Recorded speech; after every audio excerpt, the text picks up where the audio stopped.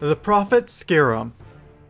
Throughout the whole fight, he'll cast Arcane Explosion, which should be interrupted. At 75%, 50%, and 25% health, the Prophet will split into 3 copies. Your DPS should kill the copies and then focus the main Scaram boss. You can tell which are the copies because the copies will have full mana. Scaram will also blink to a random platform and wipe all threat, so a tank should make sure to taunt. Then finally, random raid members will get mind controlled from True Fulfillment for 20 seconds. These players should be CC'd and ignored because they'll do a lot of damage. Bug Trio. Your raid should focus down Lord Cree first, then Princess, then Vem. Lord Cree will constantly be casting Toxic Volley while he's alive. This does a lot of damage, so your raid should have nature resistance up. He'll also do a frontal cone, so your melee should stay behind him. Then when he dies, he'll drop a poison cloud, so make sure you get out of that. Princess will cast Fear on the raid, which wipes threat from her. So you should have 2 warrior tanks to Berserk Rage out of it, or Fear wards, or anything like that. She also casts a Greater Heal, which needs to be interrupted. And throughout the whole fight, she should be tanked away from the other bosses, or she will start dispelling them. When she dies, ads will spawn from her, which should be AoE down. Vem will randomly charge people, so be aware of that, and the tank on Vem should have their back to the wall for his knockaway ability. Battle Guard Sartura. Sartura's Royal Guard should be stacked up and cleaved down, with the tank having Battle Guard Sartura away from them because of her Whirlwind ability.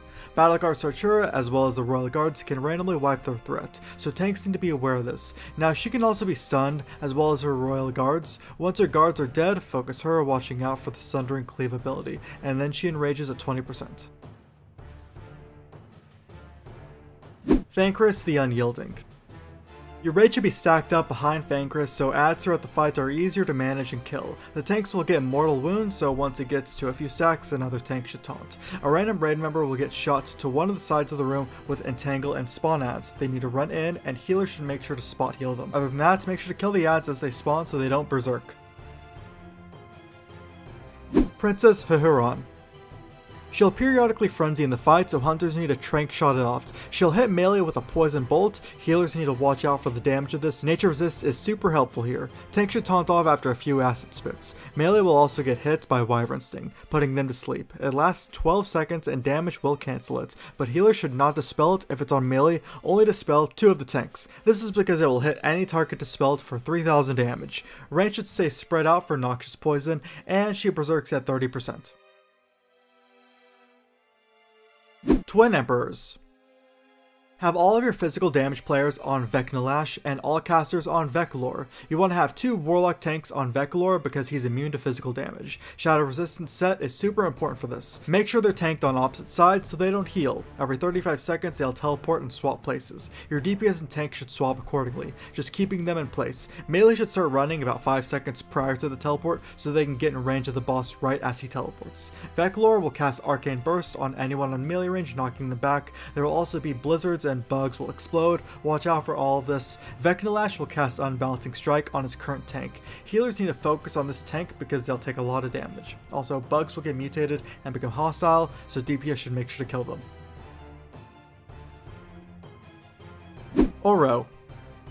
He'll cast Sweep on random melee, knocking them back. He'll also cast Sandblast in a 180-degree cone. Make sure he's faced away from the raid, and it'll stun the tank it hits, so another tank needs a taunt after it happens. He can also submerge at a certain point if not killed fast enough, so just survive and dodge all the ground AoE and kill the ads as they spawn. He then berserks at 20% health. Cthulhu. Start off with your group spread out and DPS Cthulhu. Phase 1 lasts until he reaches 1 health. Healers watch out for who gets hit by Eye Beam. It'll bounce on nearby targets, which is why your raid is spread. During this phase, Claw Tentacles will spawn under random raid members. Your range should make sure to take them out. Eye Tentacles will also spawn around Cthulhu for your DPS to take out. A little bit into phase 1, Cthulhu will channel Dark Glare and will rotate around. Your group needs to run around Cthulhu away from the Dark Glare to not get one shot by it. When phase 2 happens, Cthulhu will emerge as a carapace and take 99% less damage. Giant Claw Tentacles will spawn that need to be tanked. Giant Eye Tentacles will spawn as well that your DPS need to focus down when they see them.